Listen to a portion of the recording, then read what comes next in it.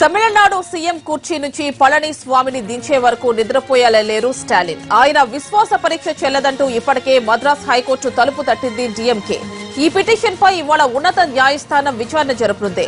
మరోవైపు సీఎం పదవి కోసం పళనిస్వామి ప్రజాస్వామ్యాన్ని ఖూనీ చేశారని ఆరోపించిన డీఎంకే తమిళనాడు అసెంబ్లీ నుంచి స్టాలిన్ ను బలవంతంగా బయటకు పంపడం, మెరీనా బీచ్ లో దీక్ష చేస్తుంటే అరెస్టు చేయడాన్ని నిరసిస్తూ ఇవాళ నిరాహార దీక్షలకు దిగింది.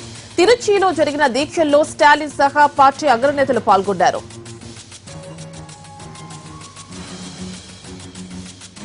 తమిళనాడు పరిణామాలపై మరిన్ని వివరాలను మా ప్రతినిధి దినకర్ అందిస్తారు. దినకర్, డీఎంకే ఒక్కరోజు దీక్షకు దిగింది. విశ్వాస పరీక్ష విషయంలో ఎలాంటి విధానంతో ముందుకు వెళ్తోంది?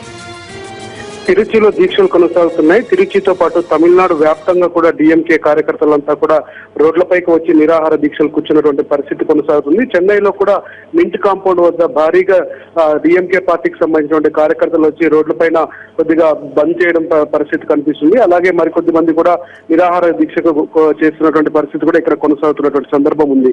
అయితే మరి కాసేపట్లో మద్రాస్ హైకోర్టులో స్టాలిన్ వేసినటువంటి పిటిషన్ విచారణకు రానుంది. దీనిపై ఎలాంటి తీర్పు వస్తుందన్నది మాత్రం ఉత్కంఠ ఎదురు చూస్తున్న పరిస్థితి డీఎంకేలో నెలకొంది. అలాగే అన్నా డీఎంకేలో రెండో వర్గంగా ఉన్నటువంటి పన్నీర్సెల్వం వర్గం కూడా మద్రాస్ హైకోర్టు బల నిరూపణ సమయంలో డీఎంకే వేసినటువంటి పిటిషన్ పై ఎలా రియాక్ట్ అవుతుందో దానికి సంబంధించిన తర్వాతనే యాక్షన్ ప్లాన్ కూడా వెళ్లాలని చెప్పి భావిస్తున్నది.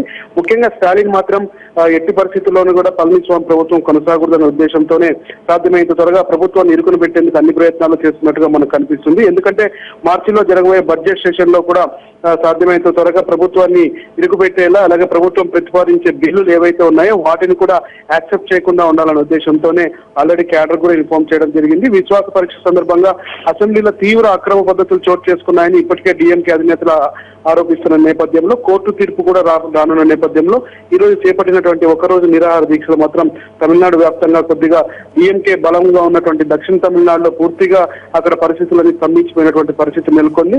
అయితే దీన్ని మరికొద్ది రోజుల్లో కూడా కొనసాగిస్తాము. అవసరమైతే కోర్టు తీర్పు వచ్చిన తర్వాత ఢిల్లీకి వెళ్లి రాష్ట్రపతిని కలిసి అసెంబ్లీలో బల నిరూపణ సమయంలో జరిగినటువంటి పరిస్థితిని అంతా ఆయనకు వివరించాలని చెప్పి కూడా స్టాలిన్ డిసైడ్ అయ్యారు. మరి కాసేపట్లో మద్రాస్ హైకోర్టు ఎలాంటి తీర్పు ఇస్తుందన్న దానిపైన మాత్రమే వేచి చూడాల్సిన పరిస్థితి నెలకొని ఉంది. అయితే మరి దినకర్, పళనిస్వామి వర్గం దీనికి ప్రతి వ్యూహ రచన ఎలా చేస్తోంది? ఎలాంటి సమాచారం అందుతోంది?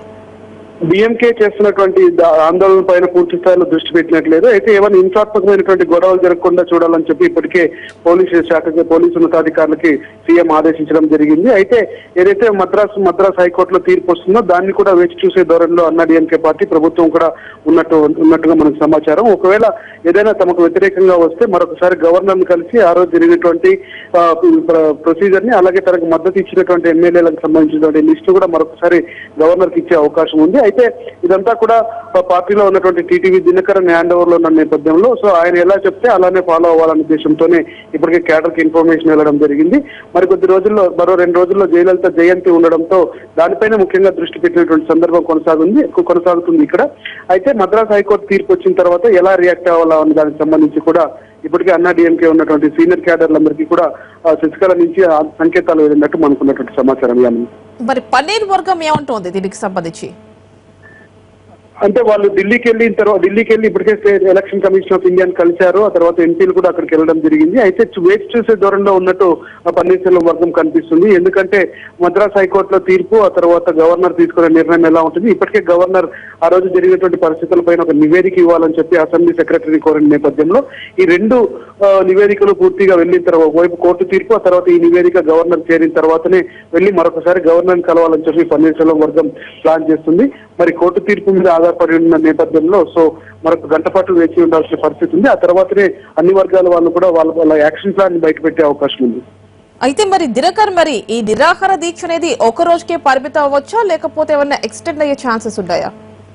అంటే మొదట షెడ్యూల్ ప్రకారం అయితే ఈ రోజు ఉదయం 8 గంటల నుంచి రాత్రి సాయంకాలం 6 గంటల వరకు కొనసాగించాలని చెప్పి నిర్ణయం తీసుకున్నారు. ఒకవేళ కోర్టు తీర్పు ఏదైనా తమకు కానీ వ్యతిరేకంగా వస్తే ఎక్కడికక్కడ నిరాహార దీక్షలు కొనసాగించాలన్నటువంటి అంతర్గత సూచనలు కూడా డిఎంకే పార్టీ కార్యకర్తలకు వెళ్ళడం జరిగింది. మరి కోర్టు తీర్పు ఒకవేళ వ్యతిరేకంగా వచ్చినా లేకపోతే వాళ్ళకి ఎలాంటి తీర్పు వస్తుందన్న దానిపైన ఎదురు చూసిన తర్వాత ఇక్కడ ఏమీ జరగకపోతే ఢిల్లీకి వెళ్ళాలని, లేకపోతే సుప్రీంకోర్టులో కూడా పిటిషన్ వేసే అవకాశం లేకపోలేదు. దీనికి సంబంధించి కూడా న్యాయ నిపుణులతో కూడా డిఎంకే పార్టీకి సంబంధించినటువంటి అగ్రనేతలు కూడా ఢిల్లీలో కొన్ని సమాలోచనలు జరుగుతున్నటువంటి పరిస్థితి ఉంది.